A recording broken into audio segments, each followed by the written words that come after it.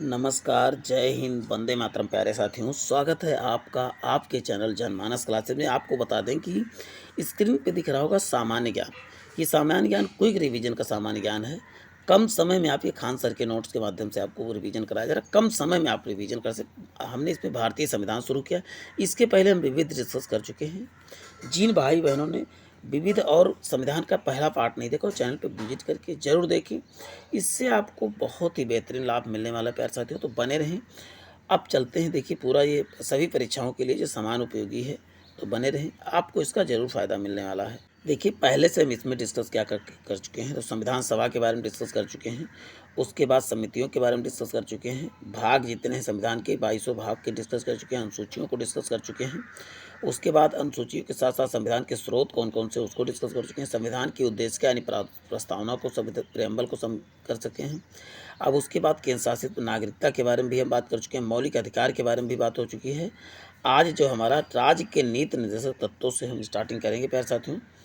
अब ये राज्य के नीति निर्देशक तत्व यानी कि DPSP, directive principle of state policy के बारे में बात करने वाले हैं। ये जो है 36 से लेकर 91 अनुच्छेद तक है।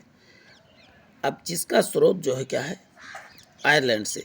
इसको आयरलैंड के संविधान से शामिल किया गया था राज्य के नीति निर्देशक तत्व को।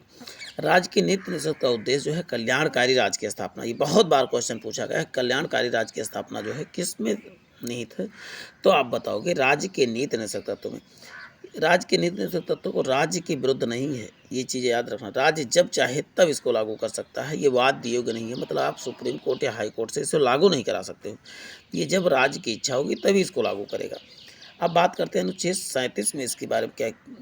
राज्य के नीति निर्देशक तत्व को न्यायालय में परिवर्तनीय नहीं है, न्यायालय द्वारा लागू नहीं कराया जाता। किस में है, अनुच्छेद 37 में इसकी बात की गई है। 36 में राज्य की परिभाषा बताया गया है, ये चीज़ याद करके रखना है। देखिए इंपॉर्टेंट अनुच्छेद ही डिस्कस कर रहे हैं इसमें। अब बात करते हैं 39 में, राज्य सभी नागरिकों के लिए जीविका के पर्याप्त साधन उपलब्ध कराएगा। स्त्री पुरुष को समान कार्य के लिए समान वेतन सुनिश्चित कराएगा। ये बात 39 में कही गई थी।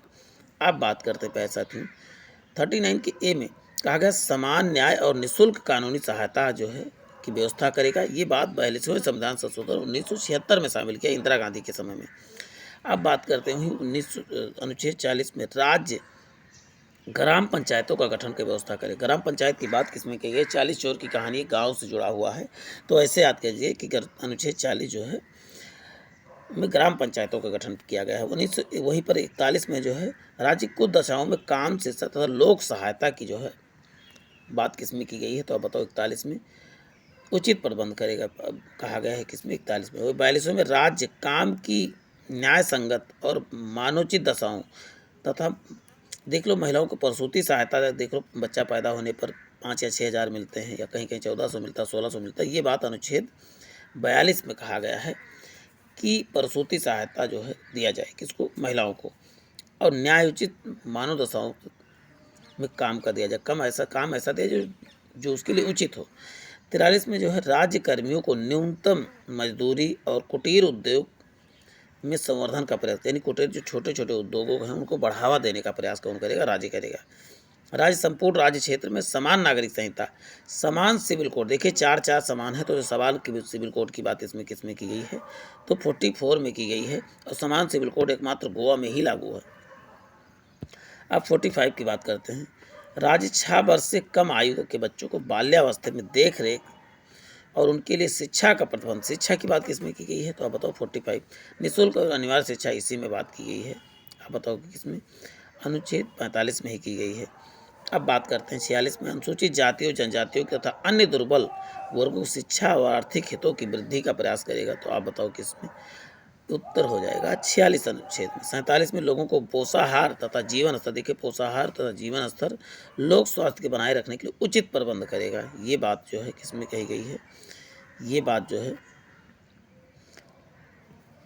अनुच्छेद 47 में। 48 में क्या है, दृष्टिकोण से, वैज्ञानिक दृष्टिकोण से और पशुपालन को बढ़ावा देगा, दुधारू जानवरों को बलि पर प्रतिबंध लगाएगा। ये बात किसमें, 48 में कहा गया दुधारू गायों को बलि पर प्रतिबंध लगाएगा। ये बात जो है 48 में कहा गया। 48A में क्या कहा गया है, राज्य पर्यावरण संरक्षण की संवर्धन तथा वन्य जीवों की रक्षा का प्रयास करेगा। 42वें संविधान संशोधन को इसको जोड़ा गया था। जो ए वाले जो बी वाले जो इसको स्वतः बाद में ही जोड़ा गया। 49 राज्य महत्व के स्मारकों तथा स्थानों तथा वस्तुओं का संरक्षण का प्रयास करेगा। ये 49 में कहा गया है। वहीं पर बात करते हैं अनुच्छेद पर, राज्य लोक सेवाओं को न्यायपालिका की कार्यपालिका में पृथक करेगा। देखिए 50-50 याद कर लीजिए, 100 हैं तो 50-50 याद कीजिए। पृथक करने की बात किसमें की गई तो आप बताओगे। सब जगह प्रयास ही करेगा। कब करेगा इसके बारे में नहीं कहा गया, जब वो सक्षम होगा तब करेगा। 51 में राज्य के अंतर्राष्ट्रीय शांति और सुरक्षा की अभिवृद्धि की बात की गई है। किसमें तो आप बताओगे 51 में। देखिए पूरा हमने देख लिया, एक बार आप फिर से सरसरी निगाह से देख लीजिए। देखिए पूरा 37 में जो है क्या कहा है, नीति निर्धारित के न्यायालय द्वारा प्रवर्तनीय नहीं है। 39 में आजीविका का जो है पर्याप्त साधन उपलब्ध कराएगा। और उसके बाद में देखिए 39 के में समान न्याय और निःशुल्क सहायता, कानूनी सहायता। 40 में ग्राम पंचायत। 41 में सभी दशाओं में शिक्षा और लोक सहायता की जो है बात की गई है। 42 में काम जो है न्याय संकट दिए जाएंगे। 43 में क्या कहा, कुटीर उद्योग को बढ़ावा देगा। 44 में संपूर्ण राज्य में जो है समान नागरिक संहिता की बात की गई है। निःशुल्क शिक्षा की 6 वर्ष से 14 वर्ष की आयु के बच्चों को क्या है शिक्षा की देख रेख की बात की गई। 46 में अनुसूचित जातियों जनजातियों दुर्बल वर्गों के लिए शिक्षा आर्थिक हितों का प्रयास करेगा। ये बात कहा गया है। पोषाहार के बारे में 47 में। 48 में क्या है कहा गया कि दुधारू पशुओं को और कृषि व पशुपालन को बढ़ावा देगा। 48 में पर्यावरण संरक्षण संवर्धन की बात की गई है। 42वें संविधान संशोधन में जोड़ा गया है। 50 में न्यायपालिका कार्यपालिका पृथककरण की बात की है। 51 में अंतर्राष्ट्रीय शांति एवं अभिवृद्धि का प्रयास करेगा। ये बात। अब देखिए मौलिक कर्तव्य के बारे में चर्चा करने वाले हैं। मौलिक कर्तव्य कब जोड़ा गया तो आपको बता दें, ये संविधान बनते समय शामिल नहीं था, बाद में जोड़ा गया था। ये आपको बता दें भाग 4 के ए के अंतर्गत 51 के ए में शामिल किया गया। और बता दें कर्तव्यों की चर्चा की गई। इसका स्रोत जो है कहाँ से लिया गया, मौलिक कर्तव्य जो रूस के संविधान से लिए गए। ये हम स्रोत जरूर याद रखें, स्रोत कई बार पूछा गया है। जैसे आप देखते मौलिक अधिकार अमेरिका से लिया गया था। वहीं राज्य के नीति निर्धारक तत्व कहाँ से लिए गए थे, आयरलैंड से लिए गए थे। और वहीं पर मौलिक कर्तव्य कहाँ से लिए गए, रूस से लिए गए हैं।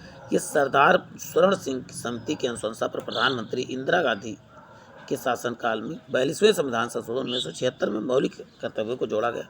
प्रारंभ में 10 मौलिक कर्तव्य थे, परंतु वर्तमान में कितने 11 हो गए हैं। 11वां मौलिक कर्तव्य 86वें संविधान संशोधन सन 2002 में जोड़ा गया। कितने 86 संविधान संशोधन सन 2002 में जोड़ा गया। और इसके पहले क्या है 42वें संविधान संशोधन के द्वारा कौन से 10 जोड़े गए थे। 86वें संविधान संशोधन 11वां जोड़ा गया। अब देखिए बात करते हैं संघ कार्यपालिका के बारे में बात करते हैं। संघ कार्यपालिका 11वां चैप्टर में इसमें डिस्कस कर रहे हैं। पहले राष्ट्रपति के बारे में चर्चा कर रहे हैं। साथियों राष्ट्रपति देश का क्या होता है, प्रथम नागरिक होता है। अनुच्छेद 53 के तहत संघीय कार्यपालिका का प्रमुख जो है राष्ट्रपति होता है। भारत में राष्ट्रपति का निर्वाचन अप्रत्यक्ष निर्वाचन प्रणाली के तहत एक निर्वाचक मंडल द्वारा होता है। राष्ट्रपति के निर्वाचन मंडल में लोकसभा तथा राज्यसभा के निर्वाचित सदस्य, सभी राज्यों की विधानसभाओं के निर्वाचित सदस्य तथा दिल्ली और पुदुचेरी के जो है विधानसभाओं के यानी कि साफ सुथरा कह सकते हैं तो सभी निर्वाचित सदस्य ही इसमें भाग लेते हैं, मनोनीत सदस्य इसमें भाग नहीं लेते हैं। अब बात करते हैं उम्मीदवार लोकसभा के सदस्य चुनने, इसकी योग्यता चुनने योग्य होना चाहिए लोकसभा के। अब बात करते हैं राष्ट्रपति के नज़रों में, एक नज़र में हम देख लेते क्या क्या है। राष्ट्रपति के पद का उल्लेख किसमें, अनुच्छेद 42 में किया गया है। और वहीं शपथ कौन दिलाता है तो आपको बता दें मुख्य न्यायाधीश, भारत का मुख्य न्यायाधीश के समक्ष लेता है। इस्तीफा जो है उपराष्ट्रपति को देता है। कार्यकाल 5 वर्ष, शपथ ग्रहण से प्रारंभ से न्यूनतम आयु 35 वर्ष, वेतन कितना 5 लाख होते हैं। अब बात करते हैं राष्ट्रपति को पद से हटाने की प्रक्रिया को महाभियोग कहा जाता है, जिसे अमेरिका के संविधान से लिया गया है। महाभियोग कहाँ से लिया गया तो आप बताओ, अमेरिका के संविधान से लिया गया है। और वहीं पर महाभियोग प्रक्रिया 61वें अनुच्छेद 61 के संसद के किसी भी सदन से प्रारंभ किया जा सकता है। महाभियोग प्रक्रिया संसद के किसी भी सदन से जो है प्रारंभ किया जा सकता है।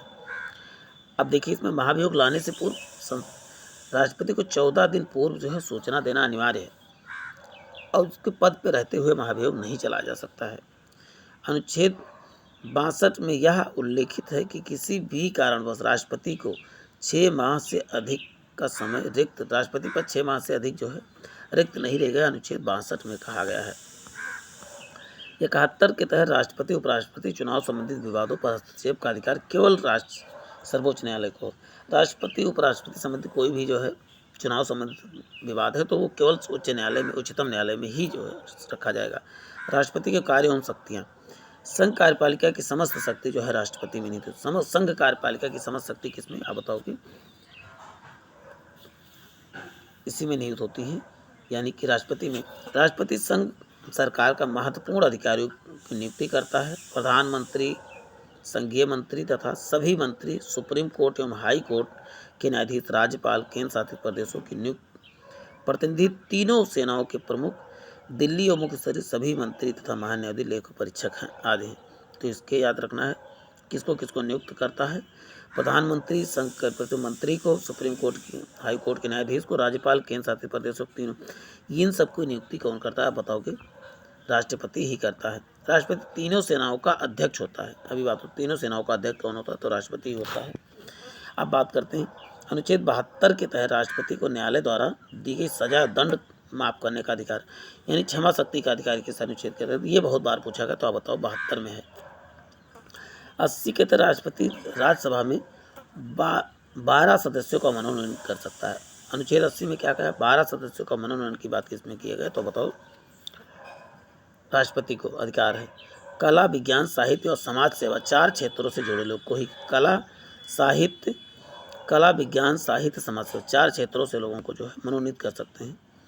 अब बात करते हैं अनुच्छेद 85 में राष्ट्रपति को संसद को सत्र आहूत तथा सत्राहवान एवं लोकसभा के विघटन का अधिकार है। देखो 85 के तहत, ये 85 इंपॉर्टेंट कर लीजिएगा इसमें। 85 के तहत राष्ट्रपति को संसद के सत्र आहूत करने, सत्रावसान करने, लोकसभा के विघटन करने का अधिकार है।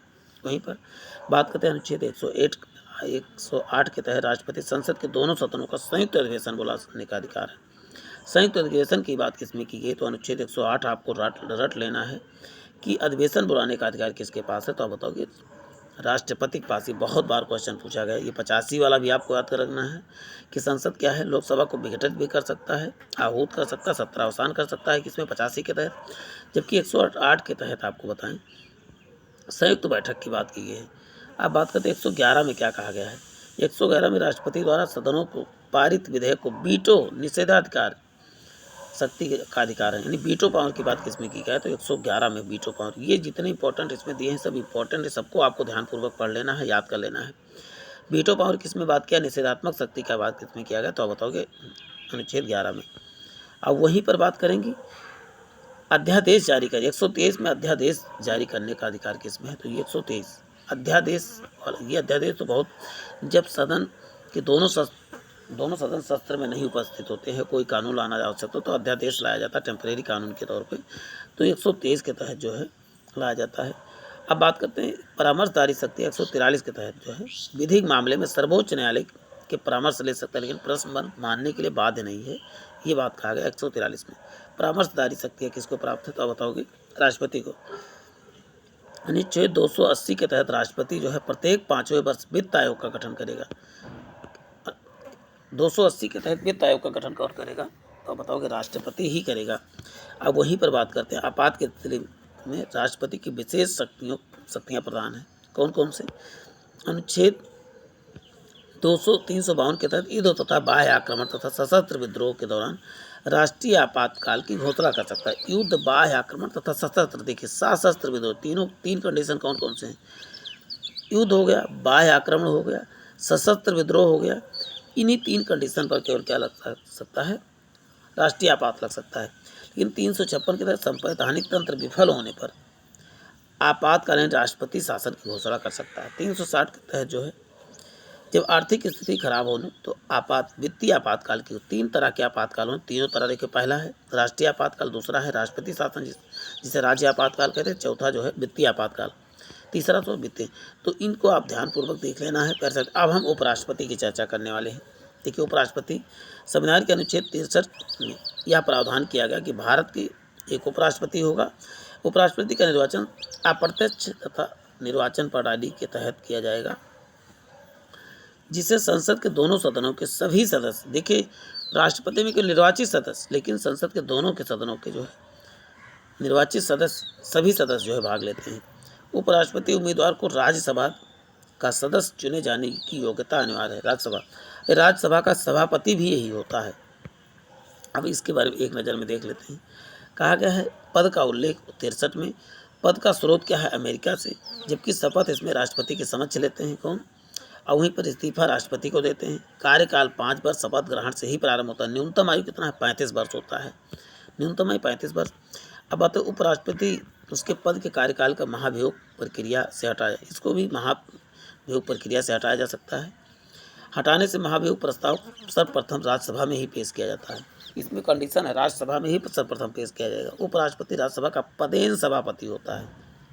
पदेन सभापति कौन होता है? राज्यसभा का, तो आप बताओ, उपराष्ट्रपति होता है। उपराष्ट्रपति राज्यसभा की कार्यवाही को सुचारू ढंग से क्या करता है? चलवाता है।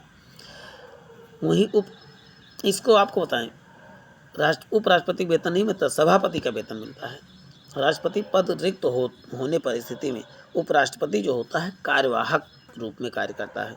अब बात करते हैं संघीय मंत्रिपरिषद के बारे में, डिस्कस कर लेते हैं।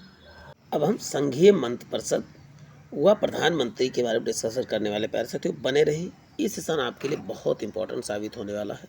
किसी भी परीक्षा की तैयारी कर रहे हैं तो कोई रिवीजन के लिए वीडियो आपके लिए बहुत बेहतरीन है।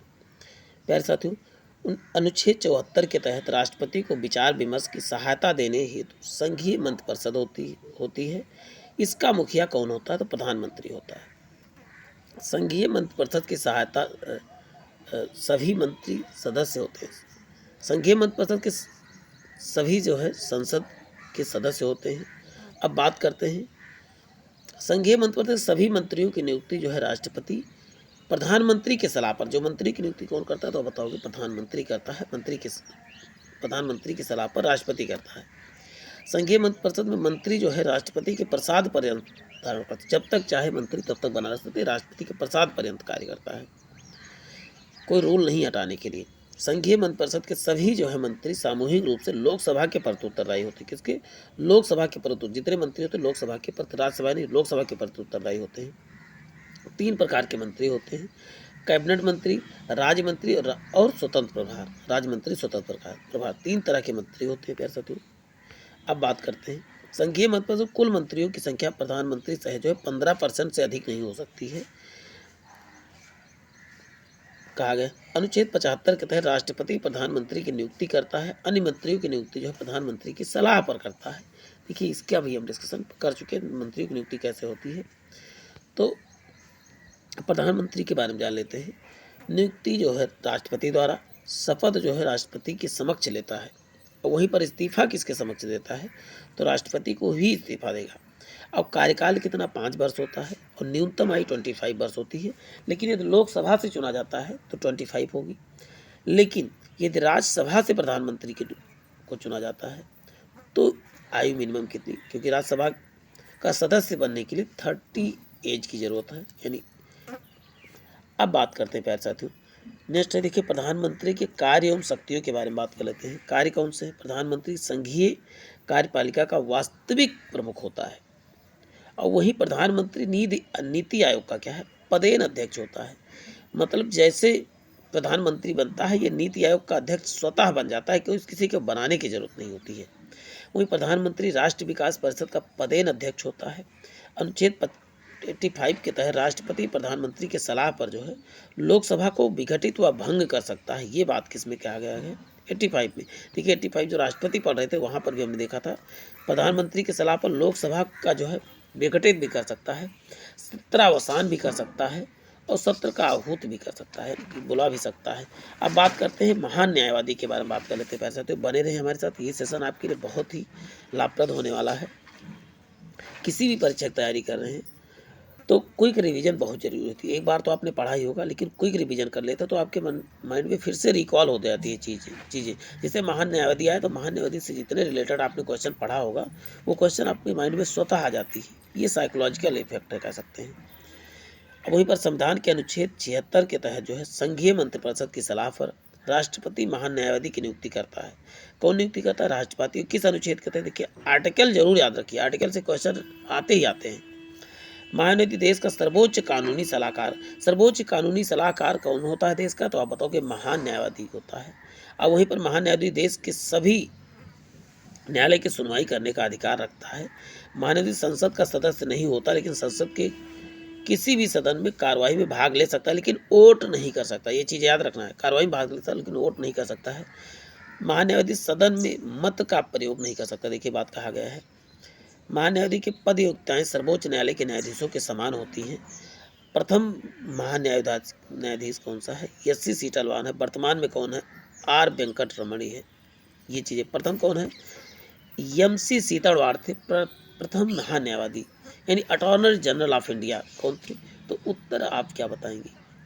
एम.सी. सीतलवाड़। लेकिन करंटली कौन से नियुक्त हैं? तो आप बताओगे आर. वेंकट रमणी है।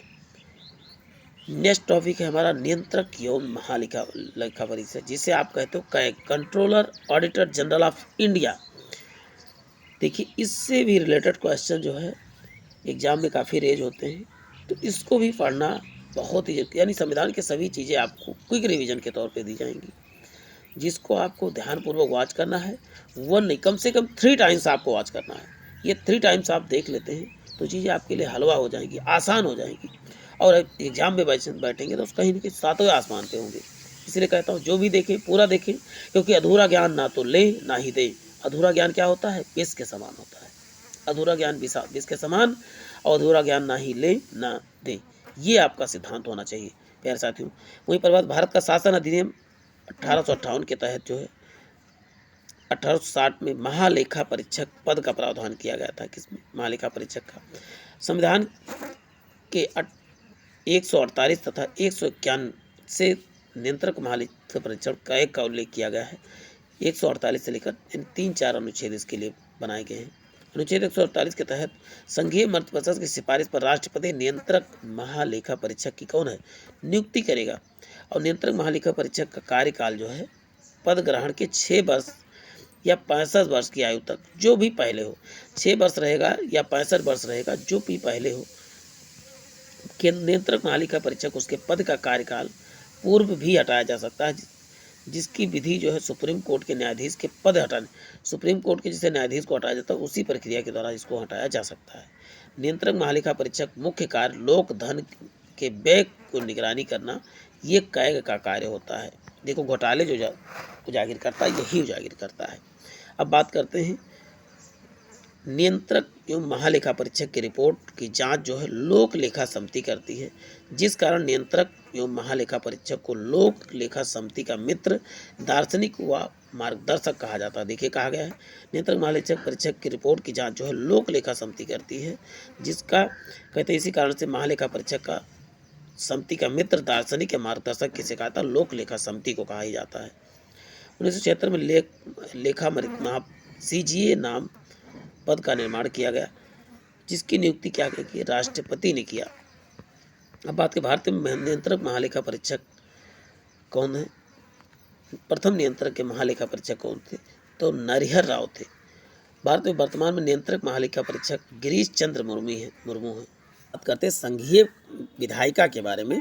देखिए संघीय विधायिका में अनुच्छेद 79 में जो है संसद की बात की गई है, यानी कि संघीय विधायिका के रूप में कानून बनाने का अधिकार संसद के पास हो। संसद में 2 पार्ट होते हैं, 3 पार्ट होते हैं, राष्ट्रपति, राज्यसभा और लोकसभा। देखिए राष्ट्रपति क्या हो? राष्ट्रपति अध्यक्ष होता है, वहीं पर राज्यसभा को उच्च सदन तथा लोकसभा को निम्न सदन कहा गया। 3 अंग होते हैं संसद के, तीनों का नाम आपने जान लिया। अब राज्यसभा के बारे में डिस्कस कर लेते हैं। राज्यसभा का निर्माण जो है राज्य तथा केंद्र शासित प्रदेशों के प्रतिनिधि से मिलकर होता है, राज्यसभा का निर्माण। अब वहीं पर बात है राज्यसभा के उच्च सदन या अस्थायी सदन राज्यों का परिषद किसे कहा जाता है? तो बताओ राज्यसभा को। वहाँ राज्यसभा का भंग नहीं किया जा सकता, क्योंकि एक अस्थायी सदन है या 1/3 सदस्य जो है प्रत्येक 2 वर्ष पे जो है रिटायर होते रहते हैं, ये बात इसमें कहा गया है। राज्यसभा में अधिकतम सदस्य कितने? 250 है, जिनमें से 238 सदस्य राज्य और केंद्र शासित प्रदेश से, 12 सदस्य जो है राष्ट्रपति द्वारा मनोनीत किए जाते हैं। कितने? 12 सदस्य मनोनीत किए जाते हैं। अब वहीं पर बात करते हैं राज्यसभा में वर्तमान सीटों की संख्या कितनी है? 245 है। वर्तमान सीटें कितनी है? 245 ही सीटें हैं प्रेजेंट टाइम में। अब वहीं पर राज्य में सर्वाधिक सीटों वाले राज्य उत्तर प्रदेश में 31 हैं, और महाराष्ट्र में 19 हैं, और महाराष्ट्र में कितना? 19, तमिलनाडु में 18 और बिहार में 16, पश्चिम बंगाल में 16। ये सबसे अधिक कहाँ पर? तो उत्तर प्रदेश में 31 है, ये चीज़ याद रखना है। और टोटल कितना है? 245 है। जो राज्य के प्रत्येक प्रतिनिधि का निर्वाचन राज्य विधानसभा के सदस्यों द्वारा होता है। राज्यसभा सदस्यों का कार्यकाल 6 वर्ष और उनकी न्यूनतम आयु कितनी 30 वर्ष होती है। राज्यसभा का गठन पहली बार जो गठन 3 अप्रैल 1952 में, इसकी पहली बैठक जो है 13 मई जो है 1952 में किया गया था।